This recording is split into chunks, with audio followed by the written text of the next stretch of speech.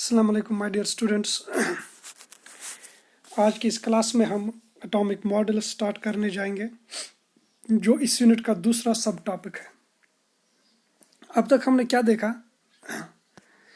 कि ये जो एटम जिसको डाल्टन ने बोला था individual, it is further made up of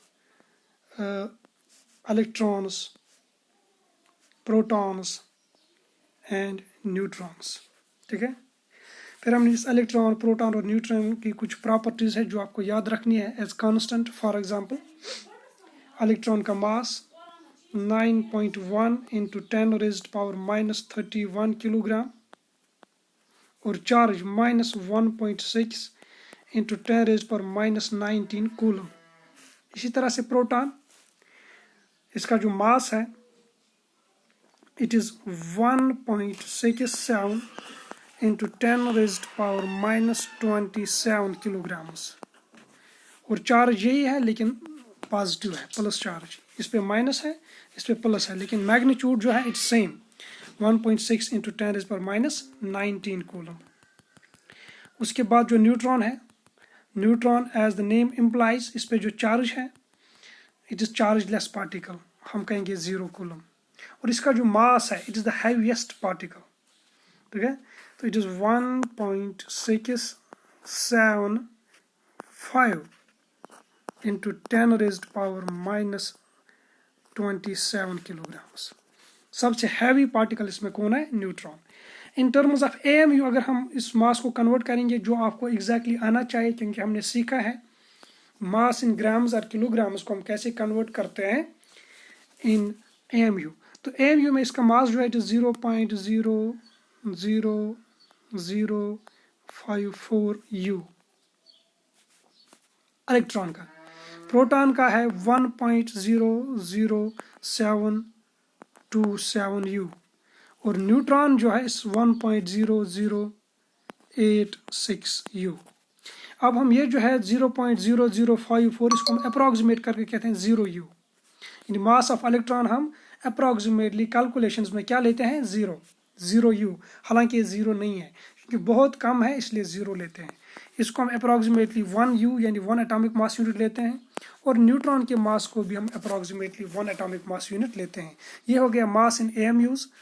और मास इन ग्राम्स भी आपको याद रखना है। इसका 9.1 इंटू 10⁻⁻31, 1.672 इंटू 10⁻⁻27 किलोग्राम्स प्रोटॉन का और इसका 1.675। तो यहाँ तक हमने क्या सीखा कि एटम जो है it is further made up of build up of some particles called as subatomic particles. उसके बाद दूसरा काम जो था, the next step before scientist was how these particles are arranged in atoms. Atoms में ये पार्टिकल्स किस तरह से अरेंज है। डिफरेंट लोगों ने डिफरेंट आइडियाज़ दिए, उन्हीं आइडियाज़ को हम कहते हैं atomic models. So atomic models are actually the ideas that explain we can say that can explain how different subatomic particles are present in an atom, how different subatomic particles are distributed in an atom. These are called as atomic models. Simply, atomic models are the ideas that give us idea or that explain the distribution of different subatomic particles. तो different models दिए गए हैं वक्त at different times. Different models have been proposed, some of which have altogether failed to explain the properties. तो कुछ बहुत सारे models ऐसे हैं जो हमारे सिलेबस में मेंशन नहीं है, लेकिन उनका आइडिया कुछ लोगों ने दिया था, लेकिन बिकॉज ऑफ देयर फेलियर्स तो यहाँ पे उनको मेंशन नहीं किया जाता है। यहाँ पे हमारे सिलेबस में कुछ मॉडल्स मेंशन किए गए हैं। We will concentrate on those models only. तो इनमें से सबसे पहला मॉडल जो है it is the Thomson's model of atom. उसके बाद है रदरफोर्ड्स मॉडल, फिर पढ़ेंगे हम आइडिया बोर्स मॉडल का, और लास्ट पे स्लाइटली आइडिया देंगे हम quantum mechanical model of atom. तो यहाँ से हम जानने की कोशिश करेंगे जो थॉमसन था इसने क्या आइडियाज़ दिए थे अबाउट स्ट्रक्चर ऑफ एटम। तो 1898 में इसने अपना ये आइडिया दिया था स्ट्रक्चर ऑफ एटम के बारे में, और वही आइडिया कहलाता है थॉमसन्स एटॉमिक मॉडल। अब इसके जो आइडियाज़ वो हमने यहाँ पे 2-3 पॉइंट्स में लिख लिया है। सबसे पहला आइडिया ये था कि उसने बोला एटम जो it's a spherical in shape.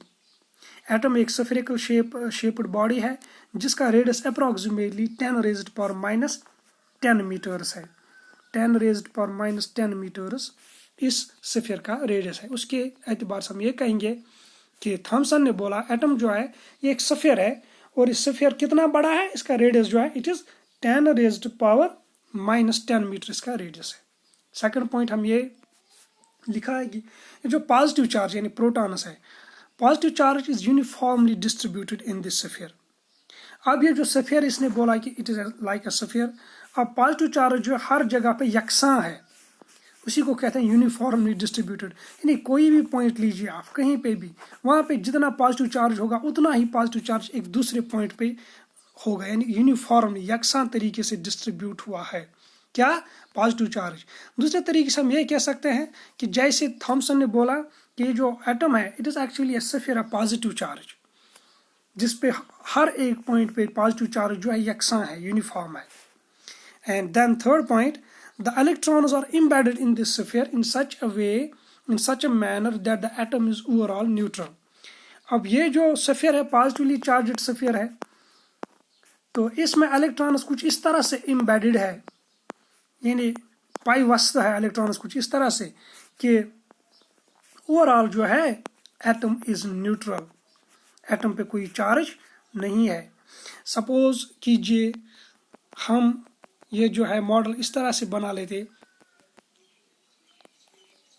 It is positively charged sphere. अगर एक ही साइड में इलेक्ट्रॉन्स हो जाते तो ये साइड जो है नेगेटिवली चार्ज हो जाता, ये साइड जो है पॉजिटिवली चार्ज्ड होता। लेकिन थॉमसन ने बोला नहीं, ऐसा नहीं है, बल्कि electrons are uniformly distributed throughout. ये इलेक्ट्रॉन्स मान लीजिए नेगेटिव चार्ज में दिखा रहा हूँ, these are uniformly distributed throughout. तो इसमें जो है इससे क्या चीज फर्क पड़ती है कि एटम जो है ओवरऑल बन जाता है न्यूट्रल इन इसकी इलेक्ट्रिकल पोलैरिटी जो है it's non polar, it is neutral. This model is called as plum pudding model, या कभी कभी हम इसको वाटरमेलन मॉडल भी कहते हैं। क्यों कहते हैं? अगर हम इस मॉडल को एग्जैक्टली एक वाटरमेलन के साथ कंपेयर कर सकते हैं, तो कैसे कर सकते हैं? थॉमसन ने बोला दिस पॉजिटिव चार्ज जो है evenly distributed, the atom is like a positively charged watermelon। यानी जो वाटरमेलन हम जब हम खाते हैं तो जो इसके बीच में जो रेड कलर्ड मीट हम कह सकते हैं खाते हैं, समझ लीजिए वही पॉजिटिव चार्ज है। तो उसमें जो इलेक्ट्रॉन्स है दीज आर लाइक सीड्स, जो वाटरमेलन में ब्लैक कलर्ड सीड्स होते हैं, दोज आर अगर आप देखेंगे uniformly distributed through out that watermelon. तो वही बोला थॉमसन ने, एटम को मान लीजिए it's like a watermelon of positive charge. ये वाटरमेलन है, लेकिन वाटरमेलन किस चीज का बना हुआ है? पॉजिटिव चार्ज, यानी प्रोटॉन्स वगैरह का। और इसमें जो है इलेक्ट्रॉन्स आर लाइक सीड्स की, चूंकि सीड्स अगर हम देखेंगे watermelon these are uniformly distributed हर एक साइड में। अगर हम 1 सेंटीमीटर क्यूब लेंगे किसी भी साइड से, अगर उसमें एक सीड होगा तो हर साइड में से एक सीड वहां से निकलेगा। तो इसका जो एज पर दिस मॉडल एक इंपॉर्टेंट जनरलाइजेशन हम इस मॉडल से ले सकते हैं, the mass is uniformly distributed in the atom. ये चीज याद रखिएगा, as per this model the mass of atom is uniformly distributed. Uniformly distribution का मतलब मैं आपको समझाऊंगा। वी हैव टू, हम क्रिकेट खेलते हैं, सपोज हमारे पास एक तो लेदर बॉल है, ये वाली लेदर बॉल है, एल से मैं इसको डिनोट करूंगा, और ये वो टेनिस बॉल है या कास्को बॉल है जिससे हम प्रैक्टिस में खेल लेते हैं।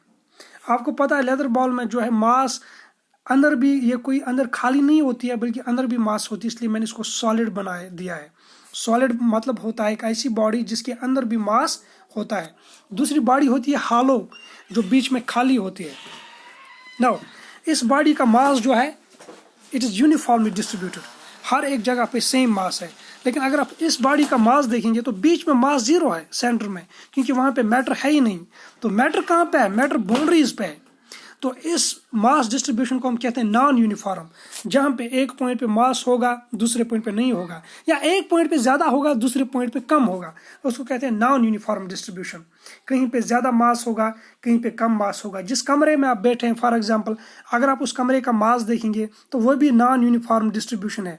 कैसे? जो वॉल्स हैं सारी की सारी ईंटें वॉल्स पर लगी हुई है, बीच में कमरा खाली है, बीच में सिर्फ एयर है, तो मास जो है यहाँ वॉल्स पे लगा हुआ है और बीच में खाली है। This is non uniform distribution of mass. उसके बराकस पानी का एक गिलास लीजिए, इसे पानी से फिल कर दीजिए, यहाँ पे मास यूनिफॉर्म जो है, डिस्ट्रीब्यूशन जो है यूनिफॉर्म है, यहाँ पे भी मास उतना ही होगा जितना यहाँ पे होगा। तो थॉमसन का जो मॉडल है, as per this model the mass is uniformly distributed throughout. कहीं पे कंसंट्रेटेड मास नहीं है, यानी एक जगह पे ज्यादा होगा दूसरी जगह पे कम मास होगा। अब इसकी जो सिग्निफिकेंस है, सबसे पहली सिग्निफिकेंट पॉइंट ये है, it could explain the neutrality of atom. क्योंकि हम लोग जानते हैं एक एटम जो होता है, फॉर एग्जाम्पल हाइड्रोजन लीजिए, कार्बन लीजिए, जब हम इसके साथ डील करते, इट इज न्यूट्रल ओवरऑल, इस पर कोई चार्ज नहीं होते हैं। अगर हम इसको इलेक्ट्रिक या मैग्नेटिक फील्ड में डालेंगे, it will not gate deflected, ना ये ऊपर की जानिब होगा, ना ये नेगेटिव, ना ये पॉजिटिव, ना नॉर्थ पोल साउथ पोल, किसी की तरह ये डिफ्लेक्ट नहीं होगा, बिकॉज दिस इज न्यूट्रल। तो ये न्यूट्रलिटी जो है, न्यूट्रलिटी का आइडिया जो है, ये थॉमसन के मॉडल ने अच्छी तरह से एक्सप्लेन किया है। नंबर सेकंड हम देखते हैं इसी मॉडल में फेलियर क्या थे। फेलियर्स बहुत सारे इसके थे। फेलियर्स वो सारी जो आगे आगे एक्सपेरिमेंटेशन हो गई एटम पे, यानी एटम के बारे में जो बाकी चीज़ें इंसान को मालूम पड़ गई, कोई भी चीज़ इनमें से, this model was not consistent with the later results. जो बाद में लोगों ने एक्सपेरिमेंटेशन किए, वहाँ से जो रिजल्ट्स आए, this Thomson's model could not explain those results. As a result, this model was discarded. इस मॉडल के इसका आइडिया जो था यहीं तक महदूद रह गया, इसके आगे इसमें कोई तरक्की और नहीं हो गई है। तो आज के लिए यही मॉडल हम डिस्कस कर लेते हैं। इंशाल्लाह tomorrow we discuss the Rutherford's model. तो रदरफोर्ड्स मॉडल को समझने के लिए आप घर में पढ़ेंगे आज रदरफोर्ड्स अल्फा स्कैटरिंग एक्सपेरिमेंट, ताकि कल आपको अच्छी तरह से समझ आएगा। वो हम फिर भी स्कैटरिंग एक्सपेरिमेंट डिस्कस करेंगे, लेकिन as homework you will study alpha scattering experiment. Okay, take care.